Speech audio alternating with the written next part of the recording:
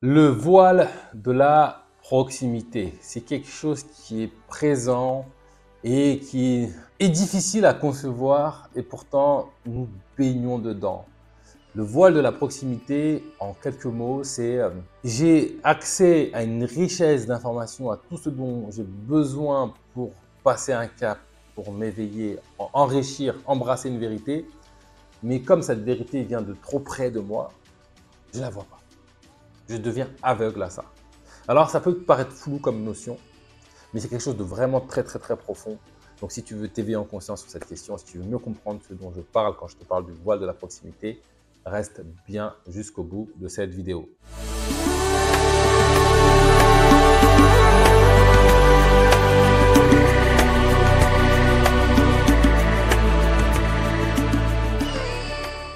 Bonjour et bienvenue dans Enquête spirituelle, la première chaîne qui traite en profondeur des réalités spirituelles. Je m'appelle Bakary Niakhaté et ici sur cette chaîne, je te parle de connaissance de soi et du divin, car c'est en s'éveillant sur ces questions que nous, l'humanité, nous allons bâtir un monde meilleur, nous rapprocher de Dieu et réussir notre passage sur Terre. Donc si toi aussi tu veux t'éveiller spirituellement, deux choses à faire. La première, tu t'abonnes à la chaîne, tu actives la cloche pour être sûr de ne pas rater les vidéos puissantes comme celle-ci que j'y partage chaque semaine. Et deux, va dans la barre de description et accède gratuitement à un test de personnalité, car celui qui se connaît vraiment connaît le tout. Plus de ça, si tu veux assister à mes événements, sache que j'organise des séminaires régulièrement. J'ai une retraite spirituelle qui arrive au mois de novembre. Donc si ça te parle, si ça t'intéresse, va dans la barre de description. Dans mes prochains événements, tu as tous les liens pour pouvoir en savoir plus et rejoindre ces événements. Ça étant dit, maintenant, rentrons dans le vif du sujet. Le voile de la proximité, qu'est-ce que c'est? Ça, c'est quelque chose que j'observe beaucoup et que je vois de partout. Et je vais te donner des exemples pour que tu puisses comprendre ce dont je parle. Par exemple, je suis un jeune, je veux créer une entreprise. Et pour structurer mon entreprise, il faut que je sois discipliné. Et le roi de la discipline, c'est mon père. Et en fait, comme c'est mon père, je ne vois pas ses conseils, je n'entends pas ses conseils, je les renie. Et du coup, je reste dans mon indiscipline. Ça aurait été un mentor à moi ou un inconnu lointain, tu m'aurais donné exactement les mêmes conseils, les mêmes injonctions, eh ben, je les aurais écoutés et puis j'aurais eu des résultats de fou. Et comme ça vient de quelque chose qui est très proche de moi, je ne le vois pas. On appelle ça le voile de la proximité. Je vais te donner un autre exemple. Je suis un expert pour libérer les frustrations des gens. C'est-à-dire que c'est un truc que je maîtrise, je sais faire. C'est mon don naturel. D'ailleurs, c'est quelque chose que je fais, c'est-à-dire que j'ai un atelier qui s'appelle Découvrir son excellence qui permet de découvrir son don naturel. On a tous un don naturel. Et mon petit frère, ma petite sœur, a besoin de ce don pour se libérer de quelque chose qu'elle a en elle, une frustration. Le problème, c'est que comme ça vient de son frère, avec qui il a fait les 400 coups, il l'a vu dans tous ses états, etc. Mais comment lui, ce pauvre petit môme avec qui j'ai grandi, avec qui j'ai été au shot, avec qui on a joué au bac à sable, va pouvoir me libérer d'un truc aussi profond? Comment? C'est pas possible. Pour ça, il faut que je fasse appel à un ami lointain. Et donc, je passe à côté d'une richesse d'informations, d'une richesse de transformation, parce que c'est trop proche de moi. C'est le voile de la proximité. En fait, ce voile de la proximité, il est présent partout. Il est présent pour deux raisons. La première, c'est apprendre à ceux qui ont des richesses à proximité à les voir, à les embrasser et à les utiliser. C'est la première raison. Et en fait, c'est en face de toi, c'est-à-dire ton remède est en face de toi. Donc lâche les masques de l'ego et apprends à accueillir l'aide qui te vient de Dieu. Si Dieu te l'aime à proximité, c'est parce que tu en as besoin. La deuxième, c'est pour celui qui détient justement la chose, le secret et la manière de libérer. Parce que quand moi je sais que je peux offrir une transformation à une personne, de la valeur à une personne, ça peut prendre toutes les formes. Un coup de main pour réussir un exposé ou des conseils pour faire des choix de vie, peu importe, ça peut prendre toutes les formes. J'ai cette possibilité d'aider. Mais est-ce que la personne en face est mûre pour recevoir mon aide? Est-ce qu'elle est OK? Est-ce qu'elle est ouverte à recevoir mon aide? ou est-ce que moi, je vais lui imposer? Et en fait, ce qui se passe, c'est que d'un côté, tu as la personne qui ne voit pas, parce que c'est le voile de la proximité, et de l'autre côté, tu as la personne qui veut forcer le destin, qui veut rentrer dans cette posture qu'on appelle la posture du sauveur pour amener l'autre à sa transformation. Et en fait, quand il n'y a pas consentement, quand l'autre n'a pas émis son libre arbitre pour épouser les changements que tu veux lui offrir, ça ne marche pas.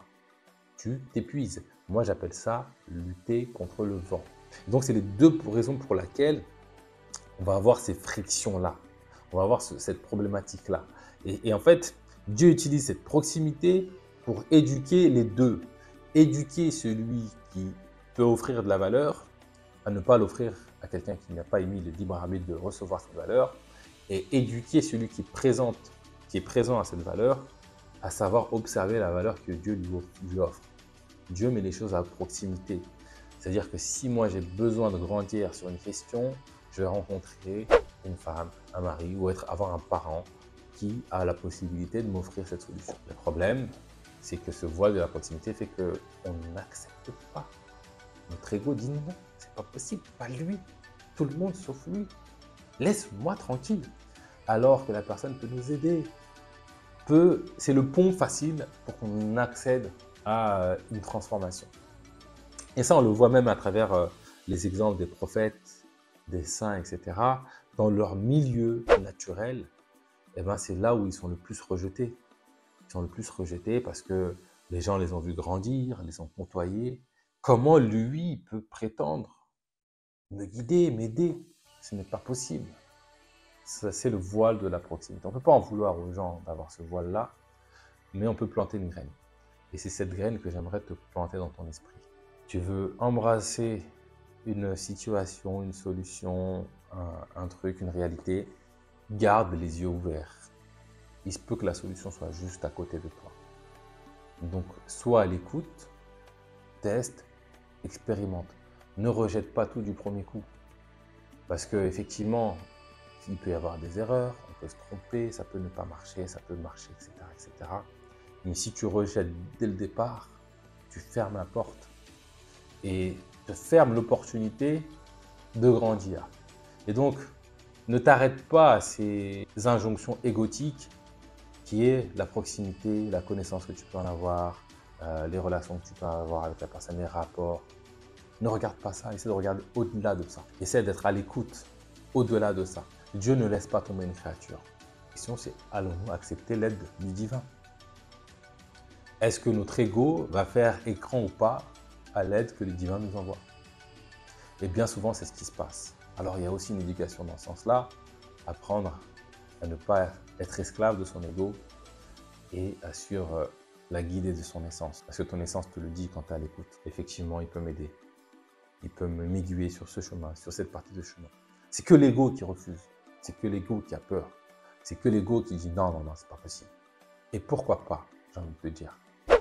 Donc, si tu veux ne pas être victime du voile de la proximité, apprends à ouvrir le regard. Après, tu pourras me dire comment on fait.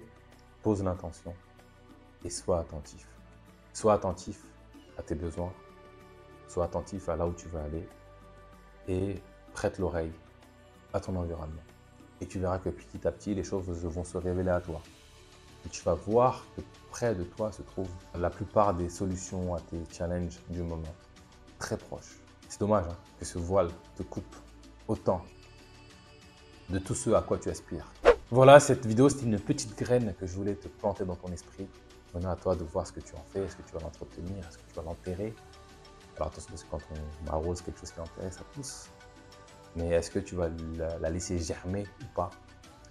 C'est tout le bien que je te souhaite, qui est d'avoir accès à tout ce que Dieu t'envoie comme solution, réponse à tes demandes profondes. Voilà, c'est tout pour aujourd'hui. Comme d'habitude, si la vidéo t'a plu, like, partage la vidéo s'il y a des consciences qui ont besoin d'entendre ce message. Partage la vidéo. Je sais que le contenu que je partage, il est particulier. Maintenant, s'il fait écho en toi, sache qu'il peut faire aussi écho dans les âmes des autres. Donc, partage la vidéo. Et sur ce, je te donne rendez-vous très prochainement pour du nouveau contenu autour de l'éveil spirituel.